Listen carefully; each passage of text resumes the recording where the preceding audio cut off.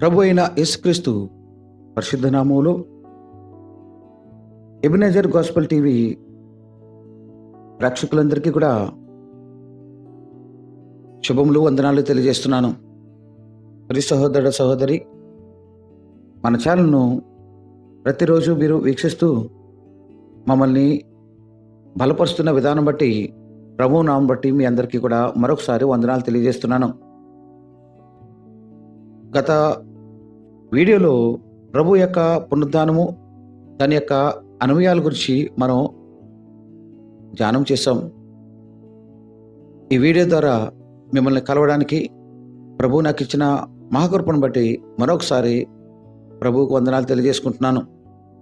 ఈ దినమున వాక్యాన్ని కనుక మనం పరిశీలించినట్లయితే, ప్రకటన గ్రంథం 1వ అధ్యాయం 18వ వచనంలో, మృతునైతేనే గాని ఇదిగో యుగయుగములు సజీవుడినై ఉన్నాను అని ప్రభు సెలవిస్తున్నాడు. మన ప్రభు మన పాపుల నిమిత్తమై మృతి పొంది మనలను నీతిమంతులుగా చేయుటకై 3వ దినమున తిరిగి లేచాడు. క్రీస్తు ప్రభు జయశీలుడే సమాధిని గెలిచి తిరిగి లేవకుంటే క్రైస్తవ విశ్వాసానికి అర్థం లేదు. క్రైస్తవ నిరీక్షణ ప్రభువును పోలి పునరుద్ధానులై తిరిగి లేవడమే కదా. దైవాజ్ఞను మీరిన ఆదాము ఏదైనా తోటలో నుండి బయటకు తోలివేయబడ్డాడు. అతని బీజములో నుండి వచ్చిన మనము మృతమైన సంతానమే. ఆదాము నేలమంటి నుండి తీయబడిన దేవుని కుమారుడే అయిన మంటిపాలయ్యాడు. అయితే క్రీస్తు ప్రభు వారు దేవుని కుమారుడుగా ఉండి కడపటి ఆదాముగా పరలోకము నుండి వచ్చినవాడు. ఈయన మంటిపాలు కాలేదు సరికదా, మరణమును జయించాడు. నేలమంటి నుండి తీయబడిన ఆదాములో మనం ఎలాగూ మృతులమో, అలాగే క్రీస్తునందు విశ్వాసం ఉంచిన మనము మరణమును జయించిన వారము. పరిశుద్ధ గ్రంథంలో మరణం నుండి లేపబడిన వారు కొందరున్నారు, కానీ వారు పునరుద్ధానులు కారు, పునరుజ్జీవులు మాత్రమే. ఎందుకంటే వారు నిత్యము జీవించిన దాఖలాలు లేవు. ఉదాహరణకు లాజరు ప్రభు చేత లేపబడ్డాడు, సమాధి నుండి బయటకు సజీవుడిగా రప్పింపబడ్డాడు. అదేవిధంగా నయీరు విధవరాల కుమారుడు, అధికారి యొక్క కుమార్తె, వీరు ప్రభు చేత లేపబడ్డారు. అదేవిధంగా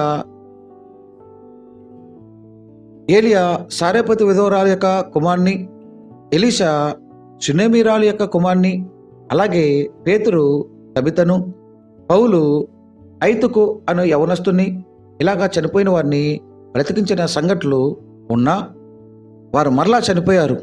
వారు చనిపోయిన వారిని సైతం దేవుడు సజీవులుగా చేయగలడని రుజువు చేస్తూ దేవుని మహిమార్థమై లేపబడ్డారు.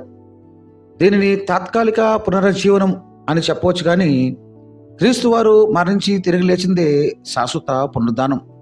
ప్రియ సహోదరా, అసలు క్రీస్తు ప్రభు వారు మరణించవలసిన ఆవశ్యకత ఉందా అంటే, బైబిల్ గ్రంథం ఆధారంగా మనం పరిశీలించినట్లయితే, లోక పాపములు మోసుకుని పోవు దేవుని గొర్రె పిల్లగా వచ్చి ప్రభు పాప పరిహారార్థ బలిగా, ప్రాయచిత్తార్థ బలిగా, అపరాధ పరిహారార్థ బలిగా రక్తం చిందించి మరణించవలసి వచ్చింది. అప్పటికి పాతాళంలో భద్రం చేయబడిన పాత నిబంధన పరిశుద్ధులు విమోచకుని కొరకు నిరీక్షించుండగా, వారిని అక్కడి నుండి విమోచించి చెరను చెరగా కొనిపోయి మనుషులకు ఈవులను అనుగ్రహించాలని చెప్పబడినట్లు, భూమి కింద భాగంలో ఉన్న అవిధేయులైన వారి యొద్దకు ఆయన ఆత్మరూపుగా వెళ్ళి వారికి ప్రకటించడకు చనిపోయిన వాడయ్యాడు. నేనే మార్గమును, సత్యమును, జీవమునై ఉన్నాను, నా ద్వారా తప్ప తండ్రి యొద్దకు ఎవడను రాలేడని చెప్పిన ప్రభువు అలా మరణించడం ద్వారా పాత నిబంధన అవిధేయులకు బోధించి ఒప్పించి పరదేశుకు తీసుకుపోయాడు. ఇప్పుడు పాతాళం మోయబడింది, పరదేశును తెరవబడింది. ప్రియ సహోదరా, ప్రభు ఎందుకు చనిపోవాల్సి వచ్చిందో అర్థమైందా? రెండవదిగా ఆయన ఎందుకు పునరుద్ధానం చెందవలసి వచ్చిందో ఇప్పుడు పరిశీలిద్దాం. మన అపరాధముల నిమిత్తముగా అప్పగింపబడి మనము నీతిమంతులుగా తీర్చబట్టుకే ఆయన లేపబడినని వాక్యం సెలవిస్తుంది. అనగా నిద్రించిన వారిలో ప్రథమ ఫలముగా క్రీస్తు మృతుల్లో నుండి లేపబడి ఉన్నట్టుగా వాక్యంలో మనం చూడొచ్చు. ఈ జీవితం కాలం మట్టుకే మనము క్రీస్తునందు నిరీక్షణ గలవారమైతే మనుషులందరికంటే దౌర్భాగ్యముగా పొందము. మన నిరీక్షణ చనిపోయినను బ్రతికినను ప్రభువుతో పాటు యుగయుగములు జీవించటే. పాపం చేత చచ్చిన ఆదాములోని ఆత్మను, మరి ఆదాములో చనిపోయిన మన ఆత్మలను నిత్యము జీవింపు చేయాలని ఆయన పునరుద్ధానుడు అయినాడు.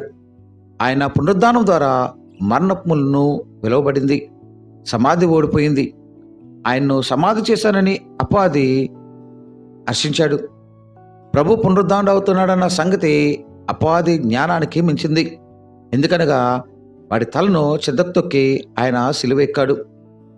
పునరుద్ధానమును జీవము నేనే, నా యందు విశ్వాసించునివాడు చనిపోయినను బ్రతుకును, బ్రతికి నా యందు విశ్వాసించినవాడు ఎన్నటికీ చనిపోడని చెప్పిన క్రీస్తు ప్రభు యొక్క లేఖనాల ప్రకారం ఆయన 3వ దినమున లేపబడి ఉన్నాడని మనం గ్రహించాలి. అదేవిధంగా ఈ పునరుద్ధానం ఎవరి కొరకు? ఇదిగో మీకు ఒక మర్మమును తెలుపుచున్నాను. మనందరము నిద్రించము, కానీ నిమిషములో ఒక రెప్పపాటున కడబోర మోగగానే మార్పు పొందుతామని బైబిల్ గ్రంథంలో రాయబడింది. ఆశ్చర్యపరకుడి, ఒక కాలం వచ్చుచున్నది. ఆ కాలమున సమాధుల్లో ఉన్న వారందరూ ఆయన శబ్దమును విని మేలు చేసిన వారు జీవ పునరుద్ధానమునకును, కీడు చేసిన వారు తీర్పు పునరుద్ధానమునకును బయటకు వచ్చెదరు. మరియు సమాధుల్లో నిద్రించు అనేకులు కొందరు నిత్యజీవం అనుభవించుటకును, కొందరు నిందపాలగుటకును, నిత్యము హేయులగుటకును మేలుకొందురు. ఆర్భాటంతోనూ ప్రధాన దూతతోనూ దేవుని బోరతోనూ పరలోకం నుండి ప్రభువు దిగి వస్తారు. అప్పుడు ప్రభువునందు మృతులైన వారు లేస్తారు. ఆ మీదట సజీవులైన వారు మార్పు చెంది వారితో పాటు ఏకంగా ప్రభువును ఎదుర్కొనడానికి మేఘముల మీద కొనుక్కోబడతారు. దీన్ని బట్టి నీతిమంతులు అనీతిమంతులు కూడా పునరుద్ధారణ అవుతారని గ్రహించవచ్చు. కానీ నీతిమంతులు వారి వారి వరుసల్లోనే లేస్తారు. ప్రభు మనం పునరుద్ధానంలోకి ప్రవేశిస్తామని ఆయన ఈ లోకంలో సంచారం చేసినప్పుడే మనకు సాదృశ్యంగా చూపించడం జరిగింది. ఒకసారి మనం పరిశీలించినట్లయితే, ఓ అవివేకి, నీవు విత్తినది చచ్చితేనే గాని బ్రతికింపబడదు కదా. అది గోధుమ గింజ అయినను సరే, మరి ఏ గింజ అయినను సరే, ఆ గింజ నాటినప్పుడు అది తన స్వరూపమును కోల్పోయి పచ్చని శరీరంతో మొలకెత్తుతుంది. అలాగే మన శరీరం కూడా క్షయమైనదిగా విత్తబడి అక్షయమైనదిగా లేపబడుతుంది. బలహీనమైనది విత్తబడి బలమైనదిగా లేపబడుతుందని ప్రభువారు సెలవిచ్చారు. అసలు ఈ మృతుల పునరుద్ధానం దేని కొరకు?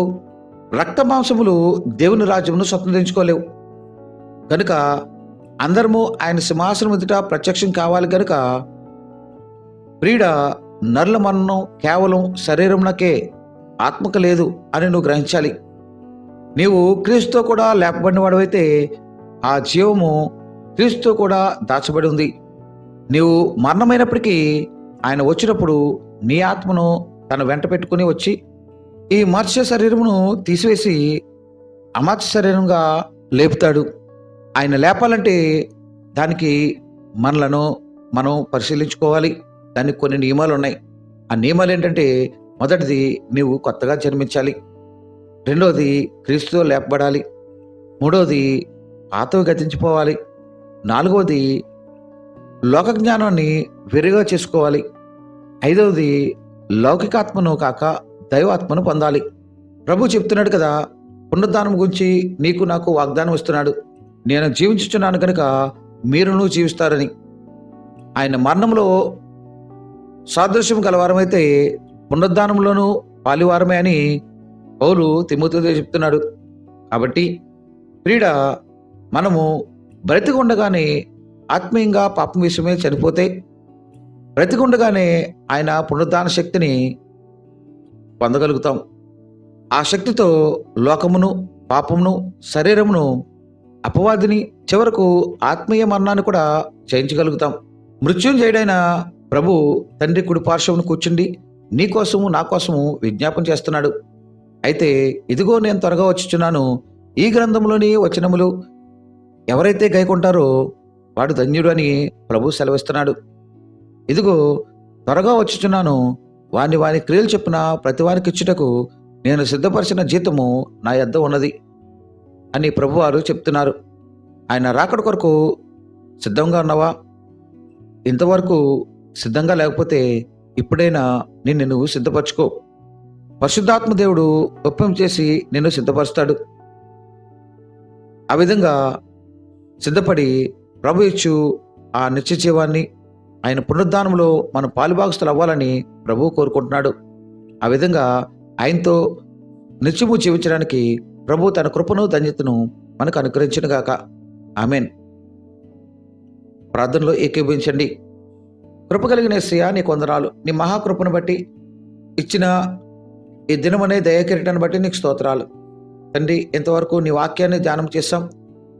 నువ్వు మరణాన్ని జయించి తిరిగి లేచిన దేవుడు, మమ్మల్ని కూడా ఆ నిత్య మరణాన్ని నుంచి తప్పించడానికి మా కొరకు తిరిగి లేచి ప్రభువా మాకు మార్గాన్ని చూపించిన దేవా, నీకు స్తోత్రాలు.